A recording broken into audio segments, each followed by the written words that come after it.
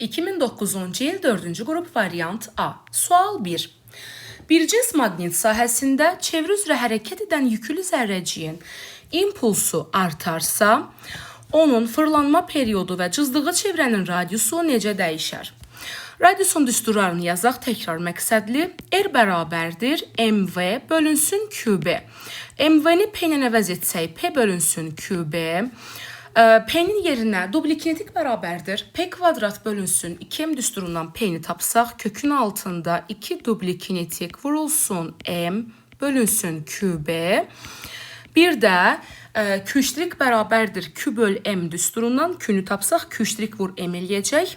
R bərabər MV böl QB düsturunda Q-nün yerinə Q' vurulsun M yazsaq, M-lər gedir. Qalır V bölünsün Q' vurulsun B. Bizim zaten bu düsturumuz lazımdır bizə. Çünki impulsu soruşur. Görürük ki, radiusla impuls düz asılıdır. Onda belə çıxır ki, impuls artarsa, radius artar. Lakin periyod T 2 pm bölünsün QB düsturuna görə impuls yoxdur burada. Həm də T, nü, omega asılı deyil R-dən, V-dən, P-dən və dublikinetikdən asılı deyil. Ona görə də burada impulsu dəyişsək belə periyod dəyişməyəcək. Lakin R ilə P düz oldu deyə radius isə artacaq. Birinci sualımızın cavabı olacaqdır C variantı. İkinci sualımıza keçirik. Radioaktiv maddənin kütləsinin zamanın asılılıq qrafiki verilmişdir. Maddənin başlanğıc kütləsini hesablayın. Demək, bizdən bu qiyməti soruşur. M0 sual. M-i veribdir 5, zaman 8 tutkadır, böyük T isə 2 tutkadır. Bu çevrilməmişin qrafikidir görürük ki, ona görə çevrilməmişin düsturundan istifadə edərik. M bərabər M0, 2 üstü mənfi T bölünsün T. 5 bərabərdir M0 vurulsun 2 üstü mənfi 8 bölünsün 2. 5 bərabərdir M0 vurulsun 2 üstü mənfi 4. 5 bərabərdir M0 vurulsun 1 bölünsün 16. M0 da eləyəcək 80. İkinci sualımız C variantı. Sual 3. Bir cins elektrik sahəsinə gətirilmiş elektrik dipolu sonda hansı vəziyyət alar? Bilirik ki, dipol polyar maddədir, yəni paylama mərkəzi üst-üstə düşməməlidir. Ümumiyyətlə, bu variantlar getməyəcək. Burada Y tərəf mənfi, bu tərəf müsbətdir. Ona görə də paylama mərkəzi mənfi-mənfi olmaz. Ləbi ki, müsbətin yanı mənfi olmalıdır, bu tərəfdə müsbətdir. Ona görə doğru cavabımız Y, müsbət-mənfi, müsbət-mənfi. Dipol, təkrar edirəm, polyar maddədir, paylama mərkəzi üst-üstə düşmür. Sual 4. Cismin impulsunun proyeksiyasının zamanasılıq qrafiki verilmişdir. Grafikin göstərən hissələrində cismə təsir edən əvəzləyici qüvvənin proyeksiyalar arasında hansı münasibət doğrudur? Düsturumuz P bərabər FT. F-i tapanda olacaqdır P bölünsün T. Və biz də bilirik ki, məsələn, bura P-dir deyək, burada T-dir. Biz burada bir katet buna desək, bir katet də buna, buradakı bucağa görə qarşıdakının bitişiyə nisbəti həmin bucağın tangensini verəcək. Bu da bizə F-i verir. Deməli, gördünüz ki, tangens alfa F-i verdi. Tangens alfa bucaqla düz asıldı. Bucaq artdıqca tangensin qiyməti artır. Ona görə də burada fikir verirsiniz. Ən az bucaq 3-dədir, amma birin bucağı daha böyükdür.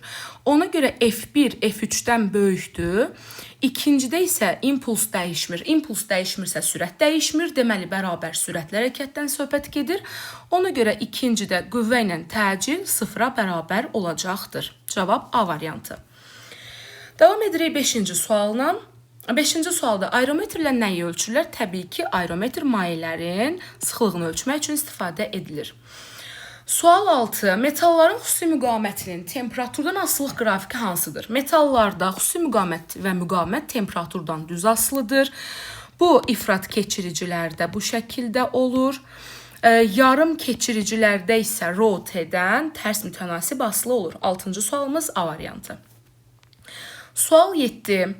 Çevrə üzrə hərəkətdə V8, periyod 6, P3-dür, radiusu soruşur. Deməli, xətti sürətin periyodla düsturunu yazsaq, V bərabərdir 2 pi r bölünsün T. Verilənləri yerinə qoysaq 8 bərabər 2 vurulsun 3 vurulsun r bölünsün 6. Bunlar ixtisar gedəcək. R bərabərdir 8 metr qalacaq. 7-ci sualımız C variantı. Sual 8. İki cisim x oxu boyunca əks istiqamətlərdə hərəkət edir. Əgər hər iki cisim yeyinləşən hərəkət edərsə, yeyinləşən hərəkətdə sürət və təcil eyni istiqamətdə gedir, yavaşlayan hərəkətdə sürət və təcil əks istiqamətdə. Ona görə yeyinləşəndə sürət və təcil arasındakı bucaq 0 dərəcə, yavaşlayan hərəkətdə isə sürət və təcil vektorları arasındakı bucaq 180 dərəcə olur. Birinci x oxundan eyni istiqamətdə gedir deyə v-si müsbətdir. İkinci x oxunun əksinə gedir deyə v-si mənfidir. Hər ikisi yeyinləşirsə, sürət və təcil eyni işarəli olmalıdır. Deməli, V birincidə V müsbətdirsə, A da müsbətdir. İkincidə V mənfidirsə, A da mənfidir. Ona görə 8-ci sualımız C variantı olacaqdır. Keçirik 9-cu sualımıza. Verilmiş materialdan hazırlanmış katod üzərinə düşən işığın intensivliyini, işığın daha doğrusu tezliyini dəyişdirmədən intensivliyini artırırıq. Bu Staletovun birinci qanunudur. Deyir ki, intensivlik yalnız doyma cərəyanından, doyma cərəyan şiddətindən və saydan asılıdır. Ona görə də intensivliyi artırırıqsa, yalnız doyma ilə say dəyişə bilər. Qalan heç nə dəyişə bilməz və düz dəyişir. İntensivliyi artırırıqsa, doyma ilə say artır, qalan heç bir şey dəyişmir. 9-cu sual A variantı olur. 10-cu sualda şəkildə sürüşmə-sürtünmə qüvvəsinin təzyiq qüvvəsinin asılılıq qrafiki göstərilmişdir. Ədədi qiymətcə alfa bucağının tangensi nəyə bərabərdir? Tangens alfa bərabərdir qarşıdakı katet bölünsün bitişik. Yəni ki, F sürtünmə bölünsün N. O da F sürtünmə bərabər mühendis durumumuz var axı. Buradan münü tapanda olacaq F sürtünmə bölünsün N. 10-cu sualımızın cavabı B variantı. 11-ci sual üfüqlə bucaq altında atılma proqramdan çıxarılıb 12-yə keçirik. Toplayıcı linza vasitəsilə ekran üzərində cismin xəyalı alınmışdır. Əgər linzanın yuxarı yarısını örtsək, yadınızda qalsın, təsəvvürən işığa baxırsınız. İşığa baxdığınız zaman ya da günəşə baxırsınız, gözünüzü qamaşdırır. Əlinizlə günəşin aşağı yarısını örtəndə sizin gözünüzə düşən parlaqlıq azalır. Xəyal itmir ki, yenə günəş əlinizin arxasında durduğu yerdədir yenə də. Yəni o itə bilməz. Sadəcə olaraq sizin gözünüzə düşən xəyalın parlaqlığı azalır. Keçirik 13-cü sualımıza. Yükləndikdən sonra mənbədən ayrılmışda həmişə Q sabit qalır. Bizdən isə dublinin D-dən asılılığını soruşur. Biz düstur yazsaq burada ayrılmışda Q sabitdir. Onda dubli bərabərdir. Q kvadratı bölünsün 2C düsturundan istifadə edərik. Q kvadratını 2-ni saxlayıb C-nin yerinə epsilon 0, epsilon S böl D yazanda bu D çıxır yuxarı. Və siz də görürsünüz ki, dubli D-dən düz asılı olur. Ona görə də doğru cavabımız 13-cü sualımızda D variantı olacaqdır. 14-cü sualda kapilyar boruda mayenin qalxma hündürlüyünün hazır düsturu var. H bərabər 2 sigma bölünsün rho J R. R-in yerinə D böl 2-ni nəzərə alsaq, diametrlə də H bərabər 4 sigma bölünsün rho J D düsturundan istifadə edə bilərik. Doğru cavabımız D. 15. B-si 4 milli Tesladır. Qüvvə də milli Newtondur. Çevirməyə heç ehtiyac yoxdur, çünki bir-birlərini aparacaqlar. Uzunluq 2-dir, sinus 30 dərəcədir. Bizdənsə cəryan şiddətini soruşur. Amper qüvvəsinin düsturundan istifadə edərik.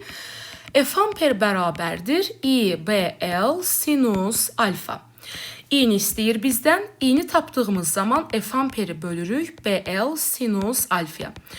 Verilənləri yerinə qoysaq 8 bölünsün 4 vurulsun 2 vurulsun 2-də 1 ixtisar eləsək cavab olacaq 2 amper. Doğru cavabımız 15-ci sualda A variantı. 16. Hansı qanun yeganə nəticəsi istiliyin soyuq cisimdən isti cismə verilməsi mümkün deyildir? Təbii ki, termodinamikanın ikinci qanunu. 17. 1 bölünsün mol Avogadro sabitinin Avogadronun vahididir. Ona görə 17-ci sualımız A bəndidir. Na bərabərdir. Alt tam %2 vurulsun 10 üstü 23 1 bölünsün mola bərabərdir. vahid mola düşən atom və molekulaların sayını xarakterizdən fiziki kəmiyyətdir bu arada. 18. M və N nöqtələri arasındakı gərginliyi sabit saxlamaqla, baxın, çox önəmli bir cümlədir. Gərginliyi sabit saxlamalıyıq, nə olursa olsun. Deməli, cavablardan biri artıb, biri azalar olacaq, mütləq şəkildə.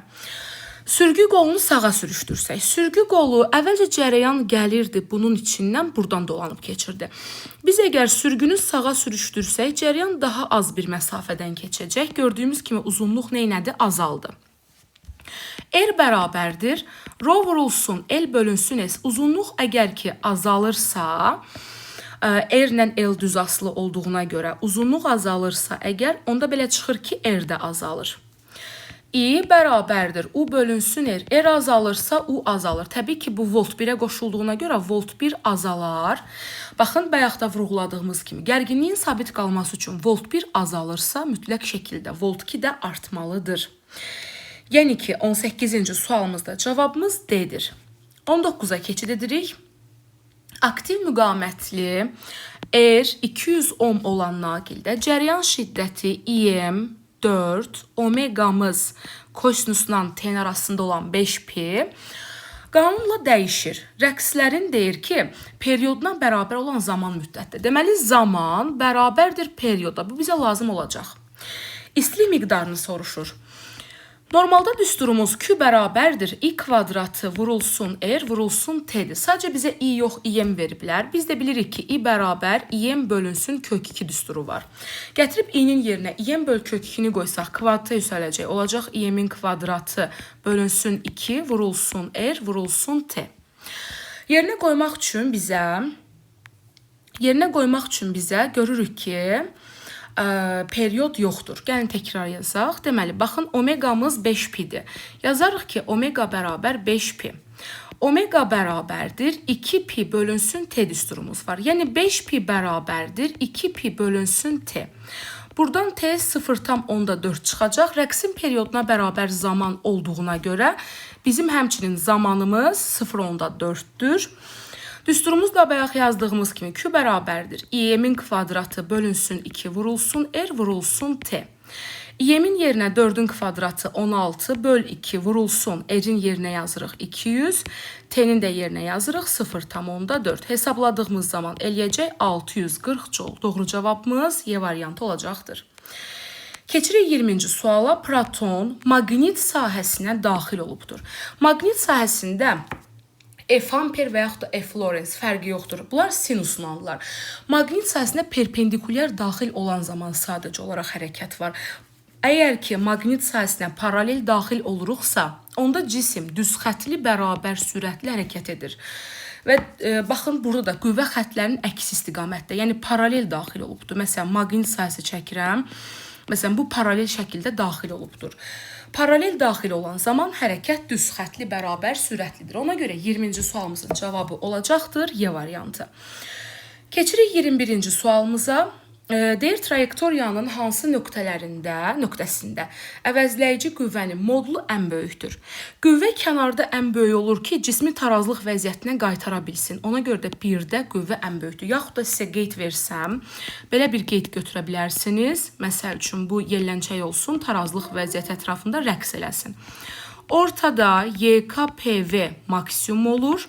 Qıraqlarda isə Y potensial, S, F, A, bir də H maksimum olur. Ona görə qüvvə kənarda ən böyük olacaqdır. Cavabımız 21-ci sual üçün Y variantı olar. 22-ci suala keçirik. Silindirdə porşen altında olan buxarın izotermik sıxılması zamanı halının dəyişməsi PV qrafiki göstərilmişdir. AB və BC hissələrində buxarın kütləsi nətər dəyişər? Biz bilirik ki, A-dan B-yə doymamış buxardır. Yazaq, doymamış. Doymamış buxar ideal qaz qanunlarına tabedir və biz doymamış buxardan danışanda hər zaman deyirik ki, doymamış buxarda MK'nin proseslərinə uyğun olduğu üçün onların hamısı verilmiş kütləli ideal qaz üçün ödənilir. Ona görə A-dan B-yə hissəsində dəyişməz. B-dən C-yə doyan buxardır. Doyan buxar izotermikdə Rho, N, P V-dən asılı deyil, sadəcə M, V-dən düz asılıdır. Doyan buxarda. Təbii ki, bu doyan buxarındır uşaqlar. Ona görə görürsünüz, həcm azalır. Həcm azaldığına görə də B-dən C-yə buxarın da kütləsi azalar. Yəni ki, 22-ci sualımızın cavabı B variantıdır. 23. Radio qəbul edicinin daha uzun dalğalara kökləmək üçün təbii ki, dəyişən tutumlu kondensatorun tutumunu artırmaq lazımdır ki, daha uzun dalğalara kökləyə bilək. Ona görə 23-cü sualımızın cavabı olacaqdır B variantı. Sonra keçirik 24-cü sualımıza.